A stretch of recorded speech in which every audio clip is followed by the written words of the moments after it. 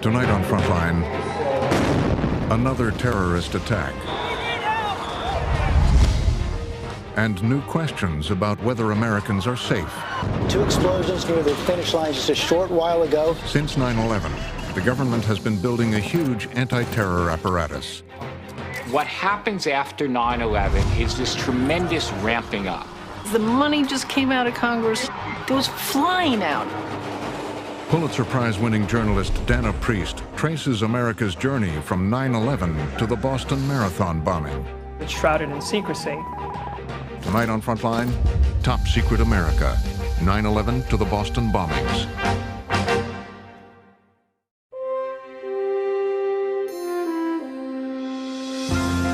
Frontline is made possible by contributions to your PBS station from viewers like you. Thank you. And by the Corporation for Public Broadcasting. Major support for Frontline is provided by the John D. and Catherine T. MacArthur Foundation, committed to building a more just, verdant, and peaceful world. More information is available at macfound.org. Additional funding is provided by the Park Foundation, dedicated to heightening public awareness of critical issues. And by the Frontline Journalism Fund, with a grant from Millicent Bell through the Millicent and Eugene Bell Foundation.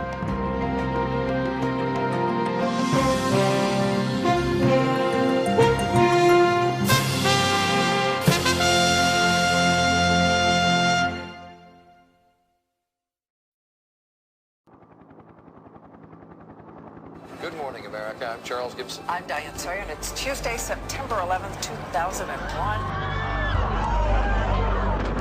Just a few moments ago, something believed to be a plane crashed into the South Tower of the World Trade Center. Crashed into one of the towers. Looks almost like a mushroom cloud. Figure out exactly what happened, but clearly something relatively devastating. Welcome back to Fox News. We have a very tragic alert for you right now. Something hit the Pentagon on the outside of the 5th floor. On a day unlike any other in the long course of American history, a terrorist act of war against this country.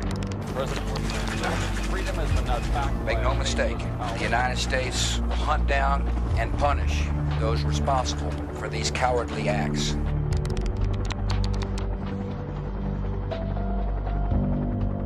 President Bush said to us in the basement of the White House on the night of 9/11, "You have everything you need." And that was true, because as soon as we went to the Congress, they said, "Just tell us what you need. Blank check." The president was determined to spend whatever was necessary and do whatever was necessary to conduct a new kind of war. The president turned to me and said, in my direction anyhow, he said, "Never let this happen again." I understood that to mean there was no end to the earth we weren't willing to go to. There was nothing we weren't willing to ask for. There was nobody we wouldn't work with. The key to the new war would be secrecy. We'd have to work the dark side, if you will. We're going to spend time in the shadows and in the intelligence world. In the first few days, the entire blueprint for what would happen over the next decade was written, all in secret. The public didn't know, the media didn't know, and it would take us years to find out. For 10 years, Pulitzer Prize-winning reporter Dana Priest has reported on hidden military and intelligence operations. A lot of what needs to be done here will have to be done quietly, without any discussion, using sources and methods that are available to us. In the beginning, we saw a little bit of this world everywhere, and we were gathering bit by bit. It's going to be vital for us to use any means at our disposal to achieve our objective. It really took years to figure out how big it really was, and we were shocked. For Priest, one of the first hints of the secret war was revealed at this congressional hearing. Joint inquiry hearing will come to order, please.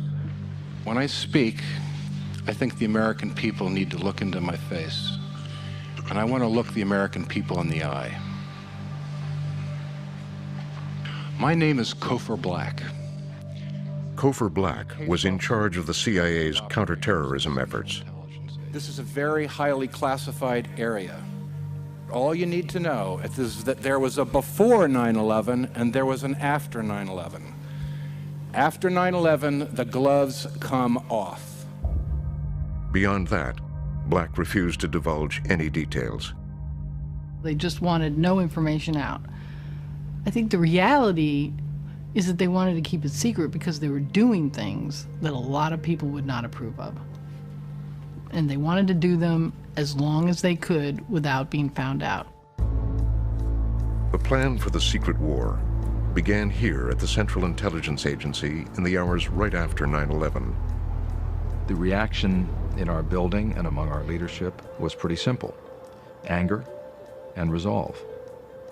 We were fighting these guys, and they won a huge victory on that day, and it was a huge defeat for us.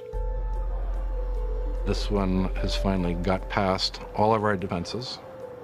We had plans that had been, developed in the past that had reached their due date with 9/11.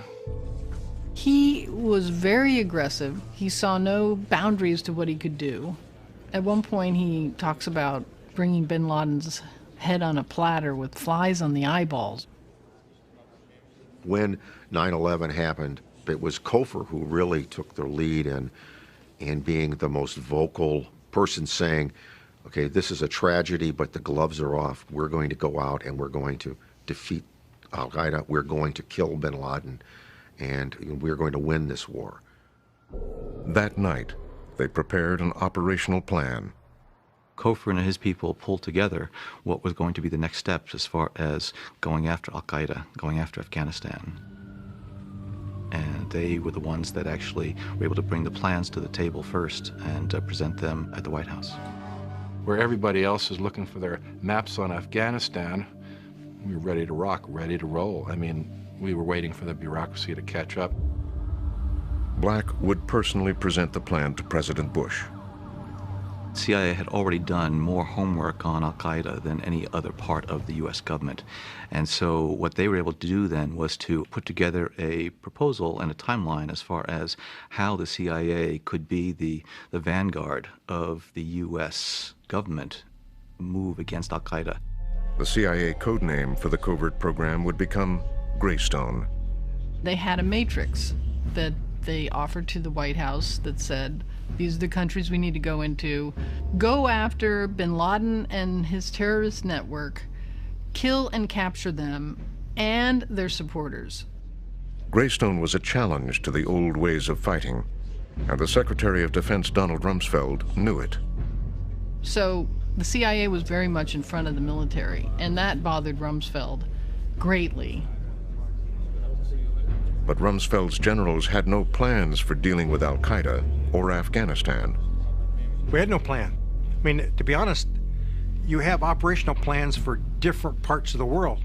There was none for Afghanistan. Rumsfeld scrambled, but Kofor Black was way ahead of him. In less than a week, the president initiated Greystone. We all assemble in the cabinet room, and the president lays down about 12 decisions. Just like that, machine gun fashion. What did he say? Well, of course, the thing that stands out in my memory, because it hit me vividly, was he said, I want CIA in there first. That day, President Bush signed a key document, a finding, authorizing Kofor Black and the CIA to wage a covert international war. It was a very comprehensive finding. It was generally worded. It was go out and get the bad guys. Disrupt them, kill them, interrogate them. This was an overarching authorization of the CIA. I had never seen a presidential authorization as far-reaching and as aggressive in scope. It was simply extraordinary. In a post-9/11 world, we weren't going to be so prissy. We were going to work with and do what we needed to do, no matter how difficult or undesirable it was. We were going to do what we needed to do to get the information we needed to protect the American people. The finding would set the ground rules for the new war on Al-Qaeda.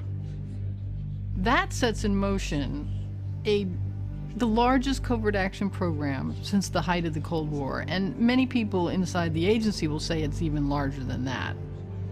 Now, basically in a nanosecond, we're going from where we were staked to the ground like a junkyard dog, you can report but you can't do anything, to new authorities, new rules of engagement, lots of funding to support this. This is a whole new ballgame.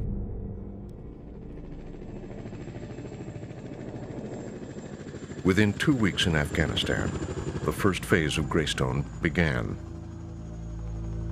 My team were 7 officers, including myself and 3 aircrew, flew in on the 26th of September. And when I began to distribute money, $200,000 here, $250,000 for this, I think the Afghans were convinced that we were sincere. The action was planned to be classic CIA. It's going to be a multi-pronged threat attack where we work with locals, minimize the American footprint. CIA officers, of course, in Afghanistan, for the first time since, World War II, are involved in battlefields and combat operations, doing things that we hadn't done in 60 years. So I think it's kind of a shock to the military. The CIA went in right off the bat, hooked up with the Northern Alliance, and it was really quite remarkable what they accomplished with so few people on the ground.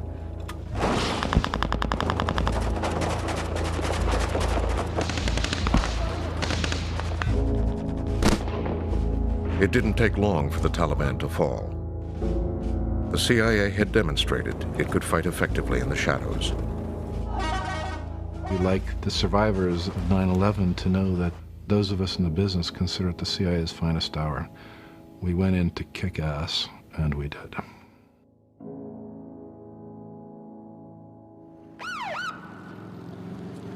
There have been dramatic developments on the ground in the war in Afghanistan. Taliban suffered a series of defeats as Northern Alliance. Washington publicly celebrated the first victory in what they began to call the War on Terror. There were celebrations in Afghanistan's capital today as forces follows a series of stunning successes by the Northern Alliance. Mr. Speaker, the President of the United States.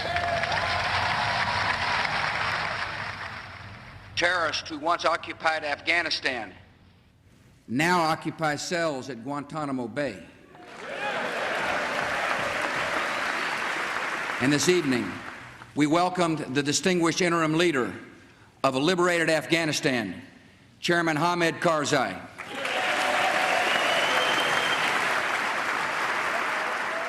Victory in Afghanistan came so quickly, and the ball kept rolling in secret.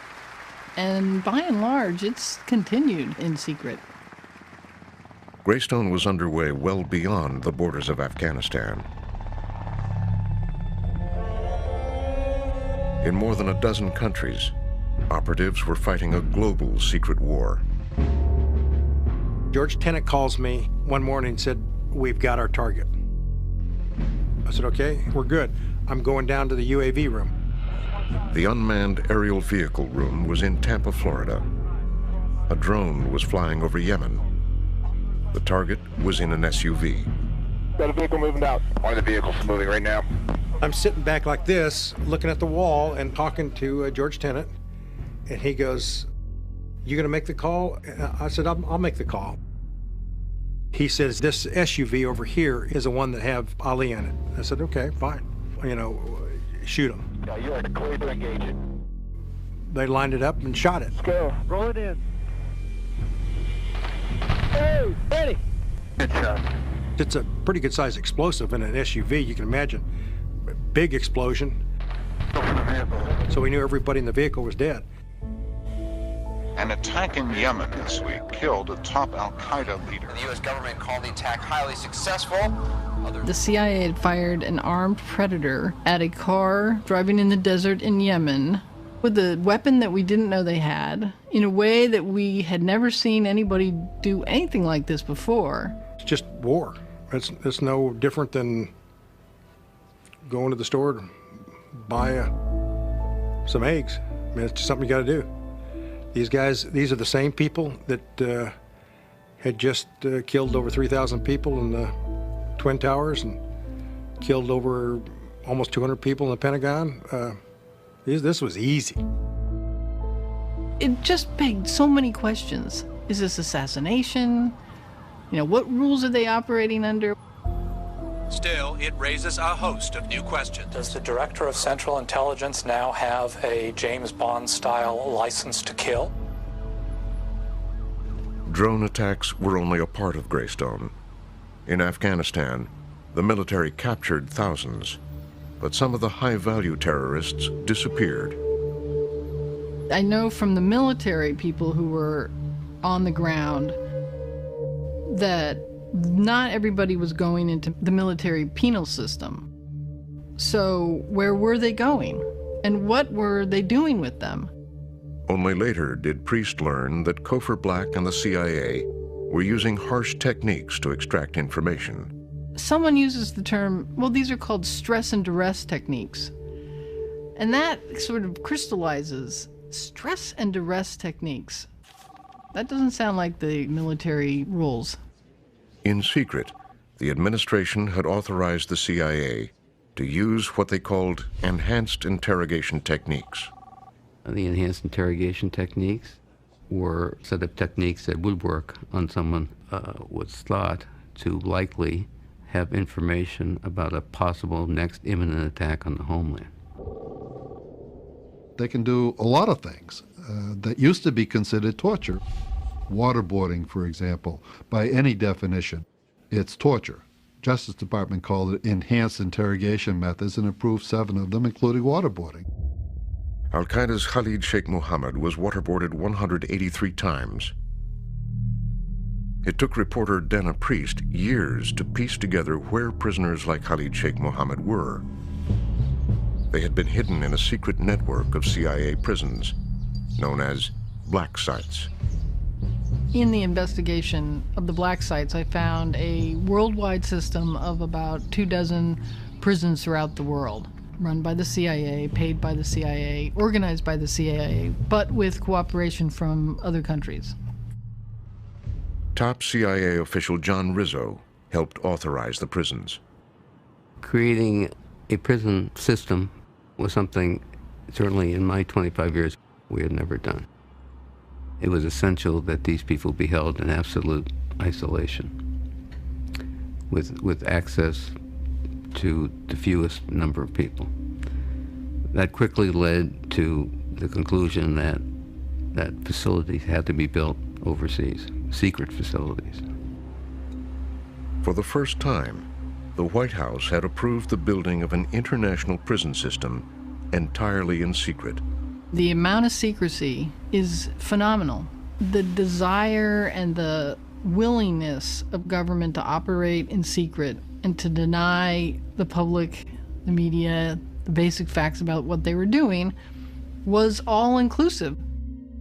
We were falling deeper and deeper into a secretly run government. And the secrecy was spreading. At the Pentagon, by 2002, Donald Rumsfeld was waging his own covert campaign inside the Defense Department. The CIA was very much in front of the military, and that bothered Rumsfeld greatly. And he would write memos saying, this cannot stand, we have to create a capacity ourselves. The only defense against terrorism is offense. You have to simply take the battle to them. How do you do that? You don't do it with conventional capabilities. You do it with unconventional capabilities. Rumsfeld was something of an empire builder, you know, to create as much power in his department as possible. Quietly, Rumsfeld expanded the Pentagon's most secret group, Joint Special Operations Command, JSOC. It provided a capability within the Pentagon that the Pentagon didn't have before, and was not considered appropriate for the Pentagon to have before. Buried deep inside the Pentagon bureaucracy, Rumsfeld anointed JSOC with power and money. One of the reasons that Secretary Rumsfeld became very enamored of Special Operations Forces was the readiness of Special Operations Forces to deploy and do what they were asked to do. whereas the Army presented resistance. JSOC began a systematic series of capture and targeted killing operations. Hey, get ready! One by one, they aimed for al-Qaeda leaders wherever they found them. Using conventional war authorities, they did it all with less oversight than the CIA. So in the past, covert action was done by CIA. The president had to approve covert action and notify the Congress. Now, a lot of what looks like the same sort of thing, covert action, is done by JSOC. Now they say, when they do it, it's not covert action. It's a military operation. So the president does not, by law, have to approve every operation, and the intelligence committees are not notified. Then, in Afghanistan, a story circulated that Rumsfeld wanted to use JSOC forces on a new battlefield, Iraq. You could see changes being made in the U.S. military staffing in Afghanistan, that the Green Beret units, the 5th Special Forces Group, for the most part, were being pulled out to refit and get ready for Iraq. And it was clear that the kind of guys that I think a lot of us believed were essential, U.S. military personnel with special operations capabilities, were being pulled away. By 2002, in the springtime, it was almost taken for granted that we were going to go to war with Iraq. The president needed a convincing reason for war with Saddam Hussein. George Tenet and the CIA said they had no evidence Saddam had helped al-Qaeda, but Secretary Rumsfeld did. A secret unit at the Pentagon claimed it had found a connection. They needed an office that would produce the intelligence that the CIA wouldn't produce. Rumsfeld said, "I can solve your problem," and they created the Office of Special Plans. So they're going to do their own analysis, and they're going to show that what the CIA has been missing all along about the true relationship between Saddam and al-Qaeda. They worked in a vault deep inside the Pentagon. They had what is known as all-source clearances, total access to intelligence information. I went into the system, our classified system, to see what did we know about terrorist groups and the relationships, as well as their connection and associations with not only al-Qaeda, but also with state sponsors. The information was rarely vetted. Instead, it moved up the chain of command to the office of the vice president. And this became material that was then used, sort of in white paper-like fashion, to be leaked to journalists or to create links between Saddam Hussein and al-Qaeda. It was delivered to the American public and the world. Information has come to light. We've spent time looking at that relationship between Iraq on the one hand and the al-Qaeda organization on the other. And there has been reporting that suggests that there have been a number of contacts over the years. And they began relying on a new phrase, weapons of mass destruction. Acquired nuclear weapon. But we don't want the smoking gun to be a mushroom cloud. Leaving Saddam Hussein in possession of weapons of mass destruction for a few more months or years is not an option. Not in a post-September 11th world. Rapid series of 40 explosions lit up Baghdad in the early morning hours. Military officials have been using the term shock and awe to describe the assault on Iraq. By the spring of 2003, the U.S. had attacked Iraq.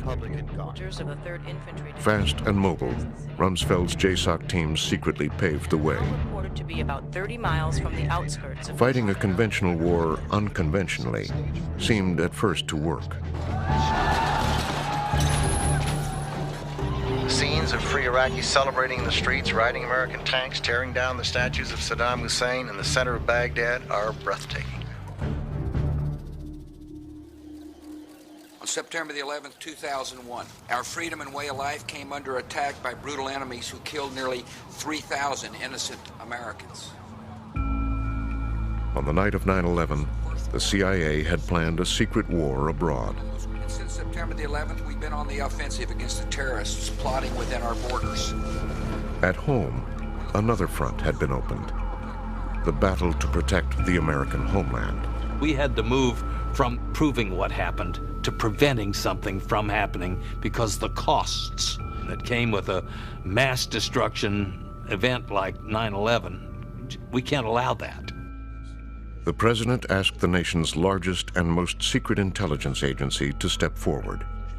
A couple weeks into the war, we were asked, is there anything more we can do to defend the homeland? At that time, Michael Hayden ran the National Security Agency, the NSA. We began a conversation with the vice president and then with the president, saying that here are some additional things we could do, but we cannot do them because we do not currently have authorities to do them. That was the basis of the evolution of what became the terrorist surveillance program. The terrorist surveillance program authorized the NSA to intercept certain telephone calls and emails of American citizens without a warrant. It clearly was atypical when it came to where the traditional boundaries of the National Security Agency had been, when it came to communications, one end of which was in the United States. That was a change. Nobody was in a mood to say, well, wait a minute, are you infringing on privacy? You know, privacy versus another 9/11 attack, there was no real question about what was going to win over that. From inside their secure Maryland headquarters, the NSA was now focused on trying to prevent the next terrorist attack. I began to lay out to the people of NSA what our mission had become. And it was clear it was going to be counterterrorism. I said we would be shifting over to the offense and that we would be an integral part of that offensive move. The NSA created a global electronic dragnet, capable of reaching into America's communication networks, capturing 1.7 billion intercepts every day. The National Security Agency has a huge vacuum cleaner around the world, and it is sucking down information from computer networks, from radios, from telephone calls, all over the world. So much information that no human being could ever go through it on a daily basis. Other basic challenge is in sorting through the huge volume of information. The analogy is not so much a needle in a haystack, it's a needle in a stack of needles. But finding the exact needle would take manpower, lots of it, and in a hurry. The NSA turned to a new force in the covert war, private contractors. You had this boom in the corporate intelligence world as well. Companies like CACI, Lockheed Martin, General Dynamics, just all the old-fashioned industrial, we're building ships and submarines type corporations quickly moved into the intelligence and information space. The NSA spent billions of dollars on more than 480 private companies. Michael Hayden led the effort in the days right after 9/11. I did it at NSA, George did it at CIA, we all did it. It was a way to go out there and to get these capabilities into the flow infinitely more quickly than you would have been able to do had you gone through the government personnel system.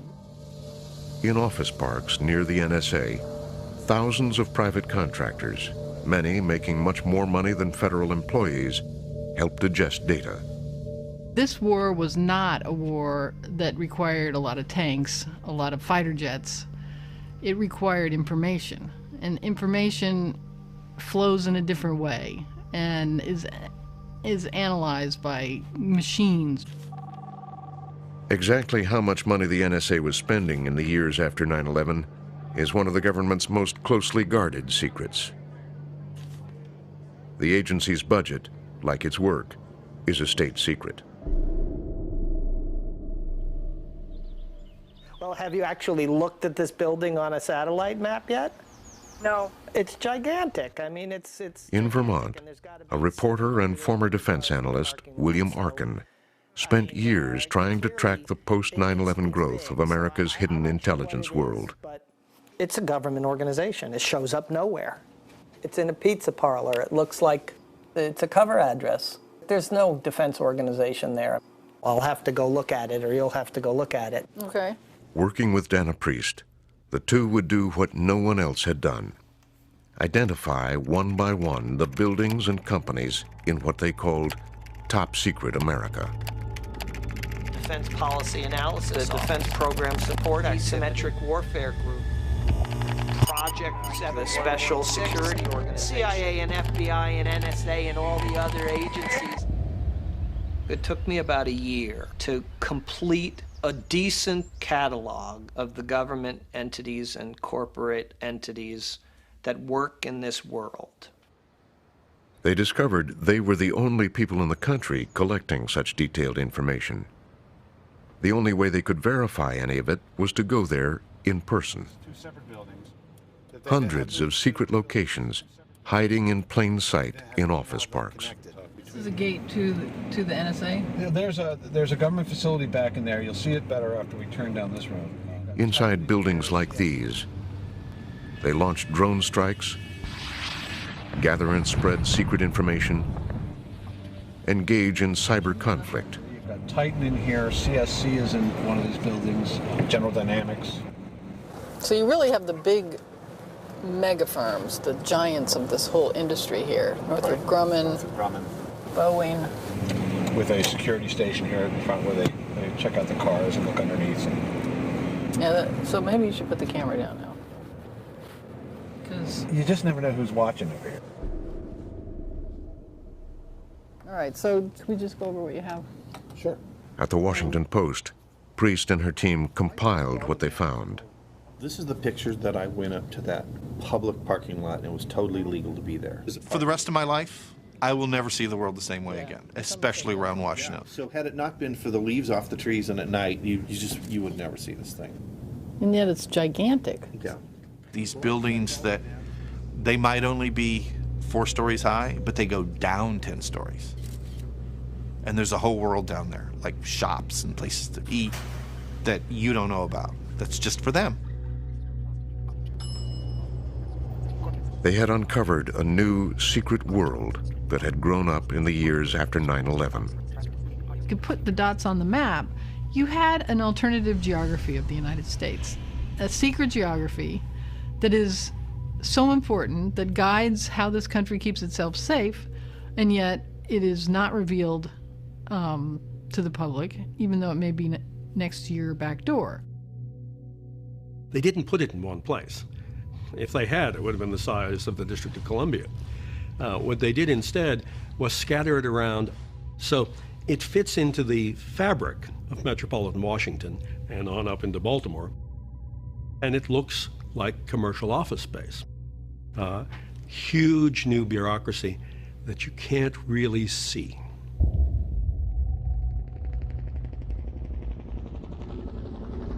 More fierce fighting between U.S. forces and Shiite militia. In Iraq, by 2004, the war was going badly. It was one of several places where there was violence in Iraq over the weekend. The number of American troops killed is now over 1,000. Reports of border attacks in Baghdad. Several others were wounded when a car bomb exploded. Rumsfeld's light force wasn't able to stop the growing insurgency. There aren't enough troops, and worse, they're in the middle of an insurgency that they don't know how to conquer. And they hadn't found any sign of those weapons of mass destruction. Early on in the war, it seemed quite clear that they were not going to find major stockpiles of weapons, that we were looking at kind of an empty shell. David Kay had been given the job of finding the weapons.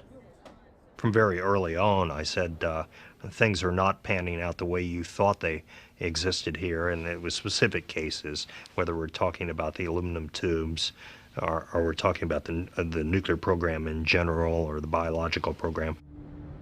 After 8 months searching Iraq for weapons of mass destruction, David Kay reached a simple conclusion. There aren't any. The political stakes are rising in the overestimation of Iraq's weapons. It was an intelligence failure that reverberated throughout Washington. One of the most damaging intelligence failures in recent U.S. history, and says the harm to U.S. credibility will take years to undo. I think the intelligence community understood that if the American people and the policymakers really understood the message I was delivering, that there would have to be a major shakeup of the way American intelligence is done, because this was just inexcusable. George Tenet and the CIA took most of the blame. Outraged lawmakers are demanding to know whether the CIA was pressured to come up with answers the administration wanted to justify going to war. The bipartisan 9/11 Commission proposed stripping the CIA of its oversight of national intelligence. The 9/11 Commission actually suggested that the countries have a director of intelligence to make sure that all the different agencies would share their dots, and who could be in charge of the agencies in order to make sure that they weren't overlapping, that they were playing well together, that they were getting efficiencies out of the system. Today I'm asking Congress to create the position of a National Intelligence Director. The National Intelligence Congress starts working on the bill, and they produce a bill in almost no time at all. And there's very little debate, and there's very little consideration. As the bill made its way through Congress, the existing intelligence agencies pushed back. The Secretary of Defense led the charge. The Secretary of Defense was not anxious to lose power, direct authority over the intelligence assets in the Department of Defense. He felt very strongly and fought very hard not to lose that authority. The authority of the DNI, which was written into the law as it was drafted, was gradually reduced day after day after day to the point where it became almost meaningless. John Negroponte was the first nominee for Director of National Intelligence. I got a call from Andrew Card, the Chief of Staff of the President, asking me, how would you like to be the first Director of National Intelligence? I didn't know anything about how Congress had envisaged the position or anything else, so the first thing I did was to download the law, all 200 and plus pages of it, to get some kind of sense of what was envisaged. To run America's $80 billion intelligence community, Negroponte was given a small staff and a few rooms in the old executive office building. The actual director's office is non-existent. There wasn't even somebody to answer the phones when I first got there. I recall one time the Secretary of Defense coming into the office and the Secretary of State walking by and peeking in and just chuckling. And it was all funny to see them crowded around this small table, kind of the national security team. We covered the walls with butcher paper and said, well, how about this organizational structure? And I mean, we really did. And then try to lay it out. Negroponte quickly discovered he had little authority to bring order to the sprawling intelligence community. There were some things that were lacking, authority to hire and fire. I believe that it would have been better to have more budgetary authorities than in fact I actually ended up having. If you're going to maintain true authorities over a subordinate organization, you have to have some control over policy formulation of that organization and also the resources that are applied to it. And much of that does not exist in that position. So you have a sort of an emperor without any clothes. Negroponte served as Director of National Intelligence for just 2 years. In the 7 years it has existed, there have been 5 different DNIs. We gave the DNI a lot of responsibilities and high expectations. In my view, we did not give that person the authority over the intelligence community to realize the benefits that were supposed to be derived. Despite the inability to control other intelligence agencies, the DNI did what other bureaucracies inside top-secret America do. It grew. It started out 11 people in the old executive office building, but that wasn't big enough. So they moved to some of the priciest real estate in the Washington area. And now they are gigantic, 500,000 square feet, 5 Walmarts stacked on top of each other. And if you ask most people in the intelligence world, they don't know exactly what they do still.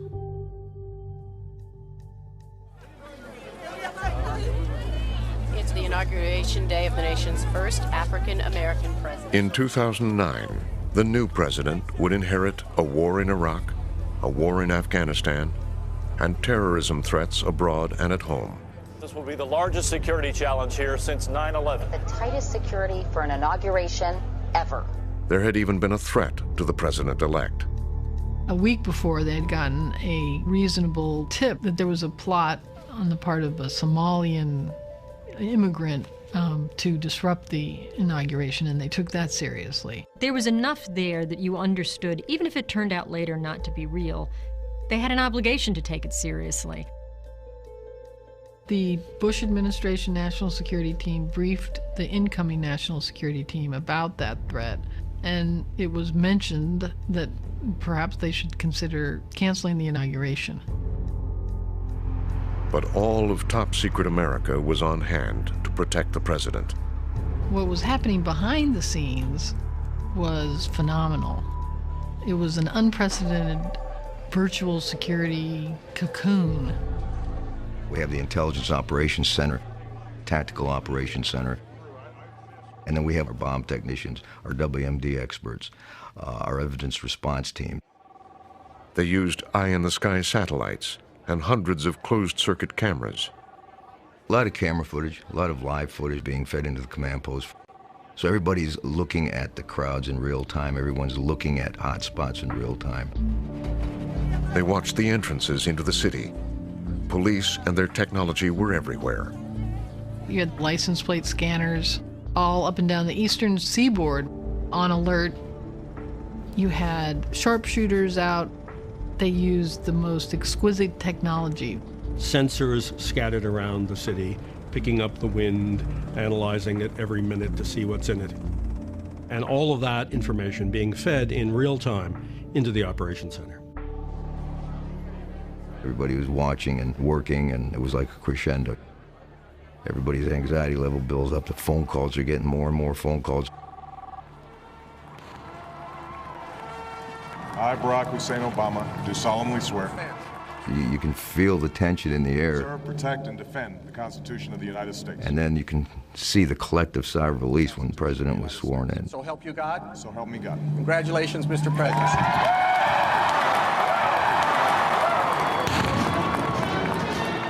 The reports of the Somali threat turned out not to be true. But as the new president took office, there was an open question about the future of top secret America.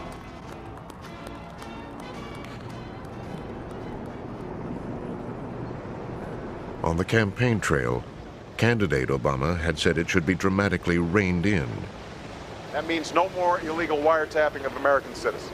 Barack Obama came in pledging a new era of transparency. My administration will take a top-to-bottom review of the threats we face and our ability to confront them. Too often, this administration's approach to Homeland Security has been to scatter money around and avoid hard choices. Now the president would be read into the classified programs, receiving daily briefings on threats to the homeland. He begins to get the intelligence brief. He begins to see the substance behind on the inner workings of government. You start getting reports about individuals. This known terrorist may be on the move from here to there. This known terrorist was intercepted talking about a planned attack. I think all of that, including what he had to go through in terms of a security briefing for the inauguration, influences then how he sees the threat and his own responsibility. It didn't take long for the new president to make clear where he stood. His people were signaling to us, I think partly to try to assure us that they weren't going to come in and dismantle the place, that they were going to be just as tough, if not tougher, than the Bush people. No one in the Obama administration would talk to Frontline about top secret America. But the president had reauthorized almost all of the dark side operations. Greystone, the hunt for bin Laden and al-Qaeda, continued. Authorities were continued that were originally granted by President Bush, beginning shortly after 9/11. Those were all picked up, reviewed, and endorsed by the Obama administration. At home, the president decided to expand the growth of top-secret America. They've done nothing to roll it back. They've done very little to look inside of it to say, what is it that works, what doesn't work, what do we really need? And in this time of economic hardship, what don't we need? The president understood the political realities. There's going to be a terrorist strike someday. And when there is, if you've reduced the terrorism budget, the other party, whoever the other party is at the time, is going to say that you were responsible for the terrorist strike because you cut back the budget. And so it's a very, very risky thing to do. In his first year in office, the massive Department of Homeland Security began construction of their new $3.4 billion headquarters. It will rival the Pentagon as the largest government complex ever built in Washington. And DHS has continued a nationwide spending spree, sending billions of dollars to state and local police. What DHS wants to do is to turn all of the local and state law enforcement personnel into the tipsters for the FBI, into the frontline foot soldiers looking for possible terrorists. DHS funded high-tech terrorism centers around the country. Every state has at least one. There's 74 fusion centers in the United States. Contractors went in, put in the large flat-screen TVs, put in the mission control to the moon kind of facilities. Now, state and local police are using surveillance cameras, biometric scanners, high-tech license plate readers. The software with the system, when it sees what it thinks is a license plate, it will read it using OCR, optical character recognition, and make a cross-check against a database. While it's been a high-tech bonanza for the states, there are questions about its effectiveness. You can look, if you're objective, at all of this money and all of this effort and say, what would have happened if we hadn't done that? And in almost every case, nothing would have happened. One troubling example. At Christmas time in 2009, a young Nigerian boarded a plane from Amsterdam to Detroit. Somehow evading the security net, he was carrying a bomb in his underwear.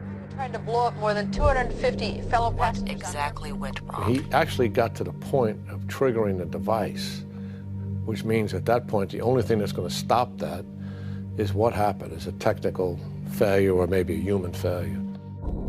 There had been early warnings about Umar Farouk Abdul Muttalib. The kid had gone to Yemen for training.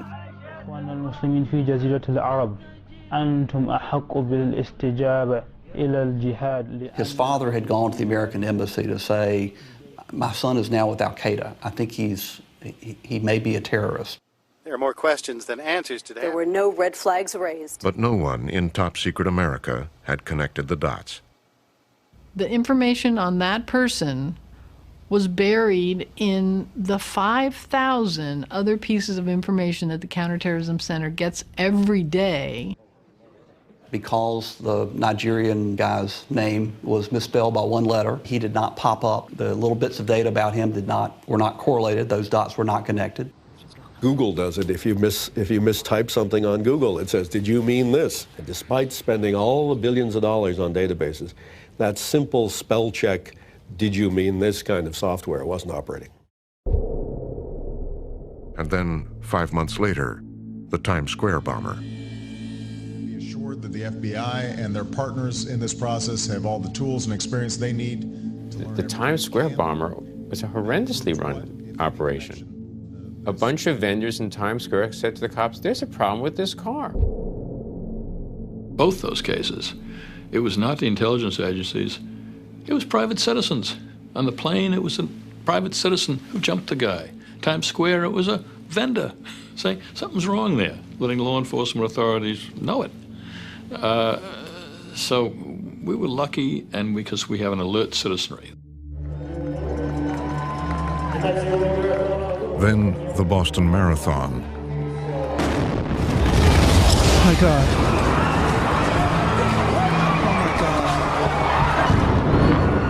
explosions near the finish line just a short while ago. It looks increasingly like some sort of a terrorist attack in the city of mass casualty terror attack on American soil in a dozen years. In the immediate aftermath, there were again questions about why Top Secret America had not prevented the bombing. Did the FBI miss a chance to stop the bombings? Was there a missed opportunity when a warning was perhaps given to the FBI at some What, if point? anything, did they miss? And that's going to be heavily scrutinized. The government asked the public for their help. Today, we are enlisting the public's help to identify the two suspects. They are identified as Suspect 1 and Suspect 2. They appear to be Even though one of the suspects had been on the radar of America's intelligence agencies years before, the high-tech tools of Top Secret America never identified him as a danger. We consider them to be armed and extremely dangerous. No one should approach them. Just hours after the FBI plea for help, the suspects went on a violent rampage. Gunfight on the streets of nearby Watertown left one suspect dead, suspect number 1. There are police and SWAT vehicles streaming in that direction. And the overwhelming presence of law enforcement. The hardware of Top Secret America rolled out in hot pursuit. Police have told people to stay home with the Teams of windows police are going door to door looking for the remaining bombing suspect. That suspect number 2 has been cornered in the backyard of a home. We heard police talking about he's in a boat. He's in a boat. Once again, it was only after a tip from an observant citizen that police finally got their man. Apparently, a woman called in a report of blood in a backyard leading to a boat. She called authorities. That led them to this scene. The suspect's in custody. Nobody's come in the perimeter. It's still a hot scene. In the wake of the Boston bombing, the question remains, has Top Secret America made us any safer? We're never going to bat 1,000 in stopping terrorist attacks. And we're always going to be that hockey goalie that unfortunately lets one puck go by every once in a while. Even if we're at the top of our game, it does not guarantee that bad things won't happen to America. When something happens, it's very important that we as a society not panic the way we did after 9/11. And we all panicked. And we all engaged in sort of wretched excess. More is good. A hell of a lot more can be bad. Sometimes our expectations of being all-knowing is somewhat unrealistic. At the end of the day, there are people out there who mean harm to us, are thinking about doing harm to us, are motivated to do it, and we don't know what that is. And that's the reality of it.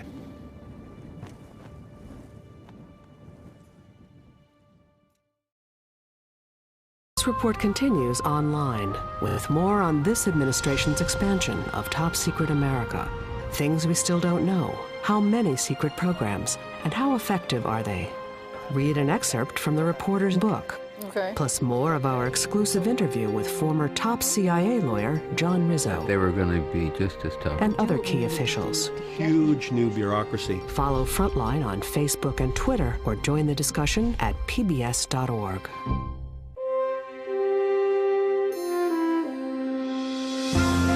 Frontline is made possible by contributions to your PBS station from viewers like you. Thank you. And by the Corporation for Public Broadcasting. Major support for Frontline is provided by the John D. and Catherine T. MacArthur Foundation, committed to building a more just, verdant, and peaceful world. More information is available at macfound.org. Additional funding is provided by the Park Foundation, dedicated to heightening public awareness of critical issues.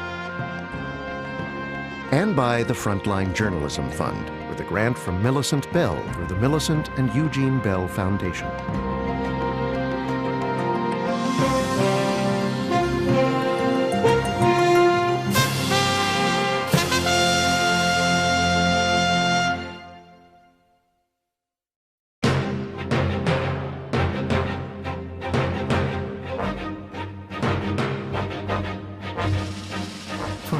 this and other Frontline programs, visit our website at pbs.org/frontline.